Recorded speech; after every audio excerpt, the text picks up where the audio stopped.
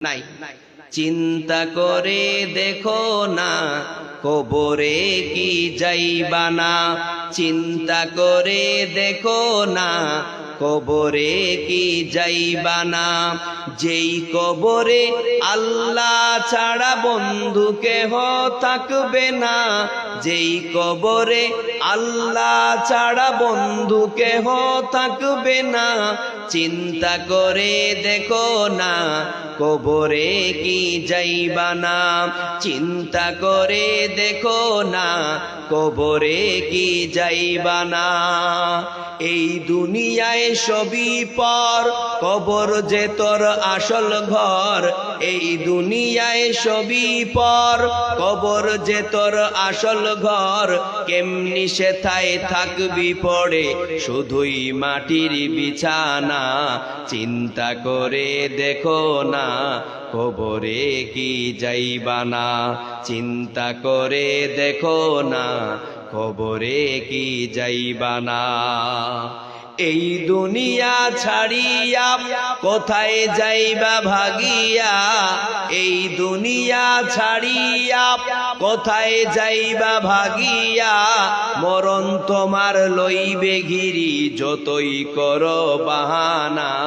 চিন্তা করে দেখো না কবরে কি যাইবা না, চিন্তা করে দেখো না কবরে কি যাইবা না।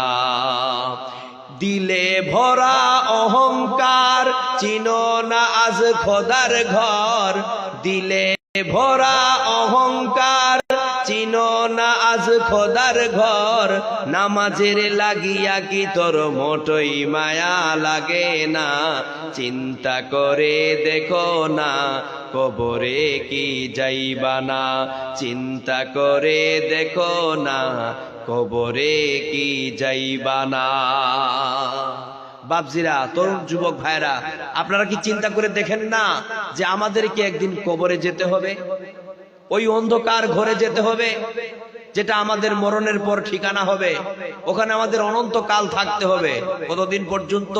হাত্তা তাকুমাস সাআ, যতদিন না কিয়ামত অনুষ্ঠিত হচ্ছে ততদিন পর্যন্ত আমাদেরকে ওই কবরের মাঝারে থাকতে হবে। তাহলে ওই কবরকে নিয়ে আমাদের চিন্তা করা দরকার। ওই কবরস্থানের উন্নতি কল্পে আজকের এই জলসার আয়োজন। ওটা আমাদের একটা মর্মান্তিক ঠিকানা, ওটা একটা আমাদের খুবই আশ্চর্যজনক ঠিকানা, যেই ঠিকানা সম্পর্কে আমাদের কোনো ধারণা নাই। কবরে কি হবে কারো ধারণা আছে? হ্যাঁ, কেউ বলতে পারবেন? কবরে আপনার সাথে কি ঘটবে, কবরে আপনি কিভাবে থাকবেন, এটা আপনার জানা আছে? একটা মানুষ যখন মারা যায়, কবরে চলে যায়, ও তো পৃথিবীতে এসে আর বলতে পারে না যে ভাই আমি তো কবরে ছিলাম বা আমি কবরে আছি, আমার সাথে এমনটা ঘটতেছে। তাহলে এরকম একটা ভয়ঙ্কর জায়গা কবর, এরকম একটা ভয়ঙ্কর জায়গা আলামে বারজাখ, যেটাতে আমাদের যেতে হবে। তাহলে ওই জায়গাটার উন্নতি কল্পে আজকে আমাদের এই জলসা করা হয়েছে। তাহলে আমরা কেন বখিলতা করব? আমরা কেন কার্পণ্য করব যে মরণের পরে যেটা আমাদের ঠিকানা, কিয়ামত পর্যন্ত আমরা যেখানে থাকব, সেই জায়গাটার নির্মাণের ব্যাপারে, সেই জায়গাটার রক্ষণাবেক্ষণের ব্যাপারে আমরা কেন মুক্ত হস্তে আল্লাহর রাস্তায় দান করতে পারবো না? যদি আমাদের মরণের ভয় থাকতো, আমরা যদি মরণকে নিয়ে চিন্তা করতাম, তাহলে অবশ্যই আমরা মরণের পরের ওই ঠিকানা, মরণের পরের ওই কবরস্থানের ব্যাপারে আমরা মুক্ত হস্তে অবশ্যই আমরা আল্লাহর রাস্তায় দান করার জন্য অগ্রগতি হতাম, আমরা আল্লাহর রাস্তায় দান করার জন্য অগ্রসর হতাম। কিন্তু আজ আমরা এটা চিন্তা করি না। আমাদের মধ্যে এই চিন্তাটাই নাই যে আমাকে একদিন মরতে হবে, মরণের পরে আমি কোথায় যাব, কিভাবে থাকব, এই চিন্তাগুলো কিন্তু আমাদের নাই। আমরা তো সর্বক্ষণ দুনিয়া নিয়ে ব্যস্ত, তাই না? দুনিয়া নিয়ে পাগল, টাকা পয়সা, বাড়ি গাড়ি, জমি জায়গা, এই সব নিয়ে আমরা এত ব্যতিব্যস্ততার মধ্যে আছি। আমাদেরকে যে একদিন মরতে হবে এই চিন্তাটা কিন্তু আমরা করি না। একদিন যে আমাদের এই পৃথিবী ছাড়তে হবে এই চিন্তা কিন্তু আমরা করি না। করি? কেউ করি না। 90% মানুষ মরণের চিন্তা করে না। অথচ বিশ্বনবী বললেন, আল মাউত ইয়াইদুহু, মৃত্যু হচ্ছে এই পৃথিবীর সবচাইতে বড় নসিহত। The remembrance of death is sufficient for man's guidance. মৃত্যুর স্মরণ মানুষের হেদায়েতের জন্য যথেষ্ট। জোরে বলুন সুবহানাল্লাহ। তাই আমি আল্লাহর কসম করে বলতে পারি, আমরা যদি এই মরণকে নিয়ে স্মরণ করি, এই মরণকে নিয়ে যদি আমরা চিন্তা করি, মরণের ফিকির, ইয়াদে মউত, ফিকরাতুল মউত, মরণের স্মরণ, মরণের চিন্তা, এটা যদি আমাদের মধ্যে থাকে, এটা যদি আমরা রিমাইন্ড করি, তাহলে ওই মানুষটা অবশ্যই হেদায়েত প্রাপ্ত হয়ে যাবে। জোরে বলুন সুবহানাল্লাহ। হবে কি হবে না? দেখুন আমার প্রিয় ভাইরা, হযরত ওসমান রাদিয়াল্লাহু তাআলা আনহু তিনি বলছেন যে আমি যখন কবরের পাশে যাই তখন প্রচন্ড পরিমাণে কান্নায় ভেঙে পড়ি। একদিনের ঘটনা যে ওসমান তার কিছু সাথীদের নিয়ে কবরস্থানের পাশ দিয়ে গেলেন, আর প্রচন্ড পরিমাণে হযরত ওসমান রাদিয়াল্লাহু তাআলা আনহু তিনি কান্নায় ভেঙে পড়লেন। ঝরঝর ঝরঝর করে ওসমানের চোখ দিয়ে জল বয়ে গেল। সাহাবীরা বললেন, ওসমান, আমরা তো বুঝতে পারলাম না যে আপনার সামনে যখন জাহান্নামের বর্ণনা করা হয় তখনও আপনি এত কান্না করেন না, যত কান্না আপনি কবরের পাশে আসলে করেন, কারণটা কি আমরা তো বুঝতে পারলাম না। তখন উসমান বলল, আমার সাথীরা শোনো, আমি যখন কবরের পাশে আসি তখন আমি এত কান্নায় কেন ভাঙ্গে পড়ি, তোমরা একটু বার শোনো। কেননা আমি বিশ্ব নবীকে বলতে শুনেছি, ওয়ান্নাল কাবরা আউয়ালু মানাজিলিল আখিরাহ, কবর হচ্ছে আখিরাতের প্রথম মঞ্জিল। যেই ব্যক্তি কবরকে উত্তীর্ণ করে যাবে, কবরের জগতে যে ব্যক্তি সহজভাবে পার করে নিতে পারবে, তারপরের জায়গাগুলো, তারপরের ধাপগুলো তার জন্য অতি সহজ হয়ে যাবে। জোরে বলুন সুবহানাল্লাহ। এই কবরের জগৎ যে ব্যক্তিটা পার করে যাবে, তারপরের ধাপগুলো, তারপরের স্টেঞ্জাগুলো তার জন্য অতীব সহজ হয়ে যাবে। জোরে বলুন সুবহানাল্লাহ। দেখুন আমার প্রিয় ভাইরা, আমরা এই কবরের জগতে বিশাল একটা সময় অতিবাহিত করব কি করব না? এই একটা বিশাল সময় অতিবাহিত হওয়ার পর, অতিবাহিত করার পর আমরা কিন্তু একদিন চলে যাব ইসরাফিল আলাইহিস সালামের সিংহায় ফুৎকারের মাধ্যম দিয়ে আর একটা ভিন্ন জগতে, যেই জগৎটার নাম হচ্ছে হাসরের মাঠ, কিয়ামতের মাঠ। জোরে বলুন সুবহানাল্লাহ। ওই কিয়ামতের মাঠ যে কত ভয়ঙ্কর জায়গা, ওই কিয়ামতের মাঠ যে কত ভয়ানক, আপনি কল্পনাই করতে পারবেন না। ইসরাফিল আলাইহিস সালাম যখনই সিংহায় ফুৎকার মারবে, আমরা সমস্ত কবরবাসীরা আপন আপন কবর থেকে উঠে কোথায় যাব? কিয়ামতের মাঠে আমরা আল্লাহর সামনে গিয়ে দাঁড়িয়ে যাব, তাই না? এই পৃথিবীতে তখন যে সমস্ত মানুষরা থাকবে তারাও মৃত্যুবরণ করে চলে যাবে কোথায়? ওই কিয়ামতের মাঠে। অর্থাৎ আমরা সবাই কিয়ামতের মাঠে গিয়ে উপস্থিত হয়ে যাব। The day of judgment will come when Israfil blows the trumpet. যখন ইসরাফিল আলাইহিস সালাম সিংহায় ফুৎকার মারবে, তখন পৃথিবীর সমস্ত মানুষেরা কিয়ামতের মাঠে গিয়ে উপস্থিত হয়ে যাবে। জোরে বলুন সুবহানাল্লাহ। রব্বুল আলামিন বলেন, وَنُفِخَ فِي الصُّورِ فَصَعِقَ مَنْ فِي السَّمَاوَاتِ وَمَنْ فِي الْأَرْضِ إِلَّا مَنْ شَاءَ اللَّهُ। ইসরাফিল আলাইহিস সালাম যখন প্রথমবার সিংহায় ফুৎকার মারবে, সকল আকাশ এবং জমিনের মধ্যে যারা থাকবে সবাই বেহুশ হয়ে পড়বে, শুধুমাত্র তারা ছাড়া যাদেরকে আল্লাহ পাক রব্বুল আলামিন বেহুশ করতে চাইবেন না। ওয়ানুফিকা ফিস সূরি ফাইদা হুম মিনাল আজদাসি ইলা রাব্বিহিম ইয়ানসিলুন। ইসরাফিল আলাইহিস সালাম যখন দ্বিতীয়বার সিংহায় ফুৎকার মারবে, সমস্ত কবরবাসীরা আপন আপন কবর থেকে উঠে উলঙ্গ হয়ে তার রবের দিকে দৌড়াতে শুরু করবে, অর্থাৎ কিয়ামতের মাঠের দিকে দৌড়াতে শুরু করবে। জোরে বলুন সুবহানাল্লাহ। ওয়া ইয়াউমা ইউফাকু ফিস সূরি ফাফাজিআ মান ফিস সামাওয়াতি ومن في الأرض إلا من شاء الله وكل أتوه داخرين ইসরাফিল আলাইহিস সালাম যখন তৃতীয়বার সিংহায় ফুৎকার মারবে, আকাশ এবং জমিনের মধ্যে যা কিছু থাকবে সব কিছু ভীত সন্ত্রস্ত হয়ে পড়বে এবং সবাই হীন অবস্থায় আল্লাহর সামনে এসে উপস্থিত হয়ে যাবে, কিয়ামতের মাঠে এসে উপস্থিত হয়ে যাবে। জোরে বলুন সুবহানাল্লাহ।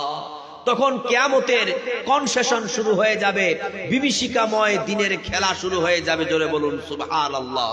ওই দিনটা তাহলে কত কঠিন হবে, কত ভয়ানক হবে আপনি কি চিন্তা করেছেন?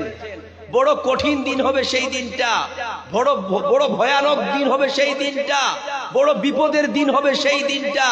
ওই দিন এই আকাশ ভেঙে পড়বে, পাহাড়গুলো ধূলিকণার মতো উড়বে, আকাশ ভেঙে যাবে, শূন্য এ গোড়ান হবে, ধূলিকণার মতো উড়বে পাহাড়।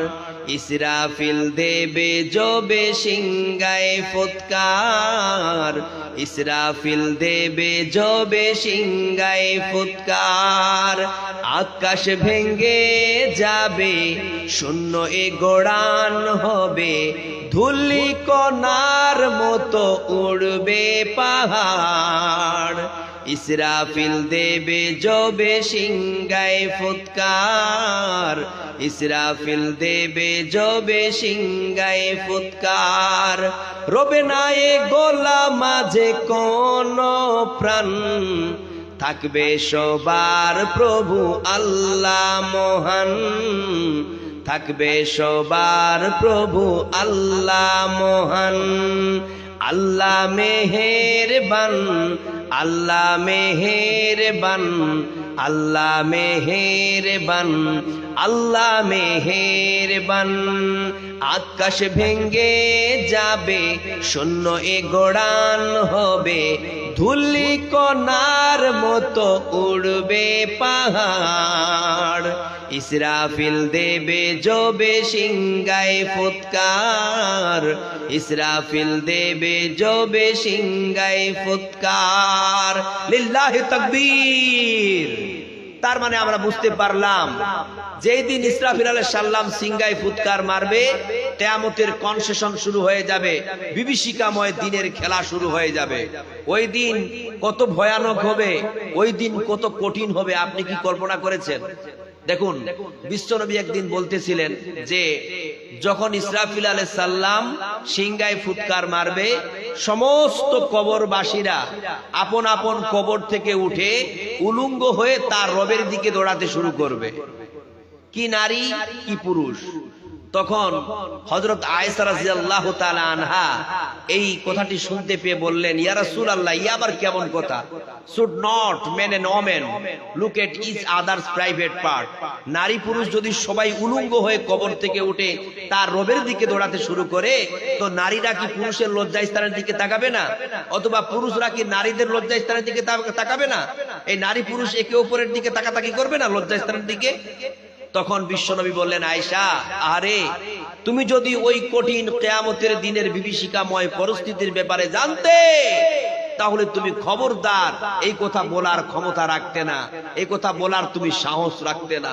আয়েশা, ওই দিন বড় কঠিন দিন হবে, ওই দিন বড় বিপদের দিন হবে, ওই দিন বড় ভয়ানক দিন হবে, ওই দিন বড় বিপদের দিন হবে, যেই দিন মানুষ সবাই নফসি নফসি করবে। ওই দিন মানুষ একে অপরের দিকে তাকাবার তো দূরের কথা, সে নিজের দিকে তাকিয়ে লক্ষ্য করতে পারবে না যে আমার পরনে কাপড় আছে না নাই। গর্ভবতী মায়েরা তাদের গর্ভ খসে পড়বে, তারা টের পাবে না।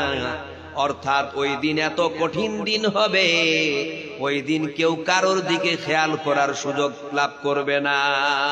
ওই দিন সবাই বলবে নাফসি নাফসি, আয় আল্লাহ আমার যে কি হবে, আমার যে কি হবে আল্লাহ, আমার আমল নামা আমি ডান হাতে পাবো না আমার বাম হাতে পাবো, আমার যে কি অবস্থা হবে। অর্থাৎ ওই দিন প্রত্যেকটা মানুষ নাফসি নাফসি করবে, প্রত্যেকটা মানুষ হায় হায় করবে, আল্লাহ আমার যে কি হবে। এই যে প্রচন্ড গ্রীষ্মকালের দিনে আপনারা নিশ্চয়ই মাঠ ঘাটে কাজ করার জন্য যান, আমাদের মাথার উপরে যে আমরা সূর্য দেখতে পাই, এই সূর্যটা আমাদের মাথার হাজার হাজার মাইল উপরে আছে। অথচ দেখবেন প্রচন্ড গ্রীষ্মকালের দিনে যখন আমরা মাঠে কাজ করতে যাই আর আমাদের মাথার উপরে ওই সূর্যের তাপ পড়তে শুরু করে, আমরা ওই সূর্যের তাপটাকে বরদাস্ত করতে পারি না। পারি কি পারি? পারি না। তখন আমরা ওই সূর্যের তাপ, মাইকটা কেন মাইক তো শেষ করে দিল, সূর্যের তাপ সহ্য না করতে পেরে তখন আমরা একটা গাছের ছায়ায় গিয়ে আশ্রয় নিই না। এইভাবে আমরা লক্ষ্য করে দেখতে পাই এই সূর্যের তাপ আমরা সহ্য করতে পারি না। অথচ এই দুনিয়ার জগতে এই সূর্যটা আমাদের মাথার হাজার হাজার মাইল উপরে আছে। কঠিন কিয়ামতের দিন এই সূর্যটা এত উপরে থাকবে না, বরং এই সূর্যটা মানুষের মাথার 1 মাইল উপরে চলে আসবে অথবা 1 হাত উপরে চলে আসবে। ওই দিন সূর্যের তাপে, রৌদ্রের তাপে মানুষের মাথার মগজটা গলে গিয়ে নাক আর কানের ছিদ্র দিয়ে মোমবাতির মতো গলে চলে যাবে। জোরে বলুন নাউজুবিল্লাহ।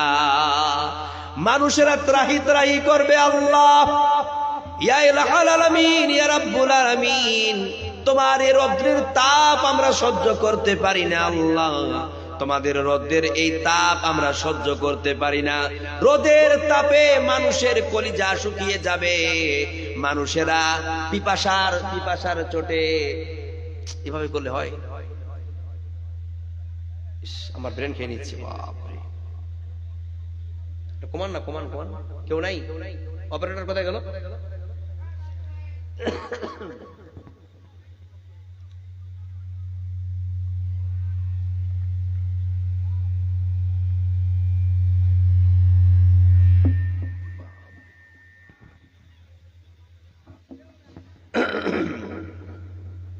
আসলে মাইক না খুব কর্কশ হয়ে গেল একটা। তার মানে আমরা বুঝতে পারলাম যে ওই কঠিন কিয়ামতের দিন, এই যে আমরা সূর্য দেখতে পারতেছি না। মাইকম্যান আপনি কোথায় আছেন? Sound system neat and clean করুন, আসুন। আপনার সাউন্ড সিস্টেম খারাপ হয়ে যাচ্ছে।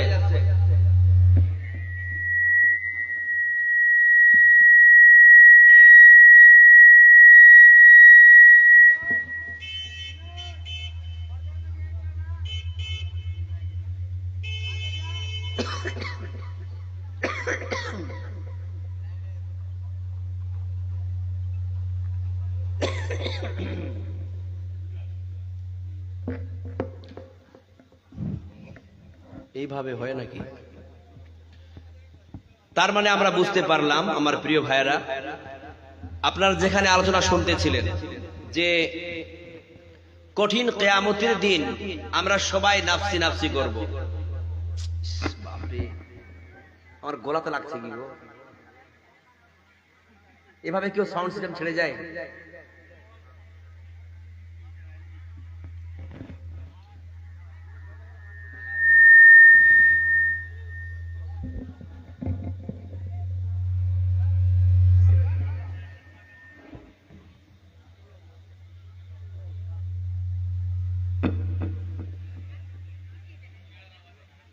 কোথায় গেছো?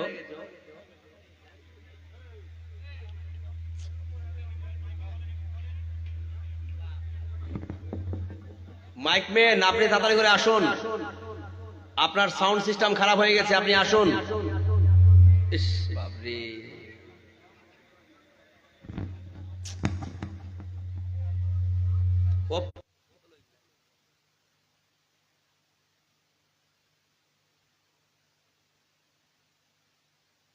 মাইকে গলা খেয়ে নিল। মাইকটা ভালো আছে কিন্তু অপারেটর ভালো না, চালাতে পারছে না। কি ভাই এরকম কেন হয়ে যাচ্ছে? আপনার সাউন্ড সিস্টেম ভালো আছে, খারাপ বলছি না, কিন্তু ঘোড়া টেনে দিল আমার মাইক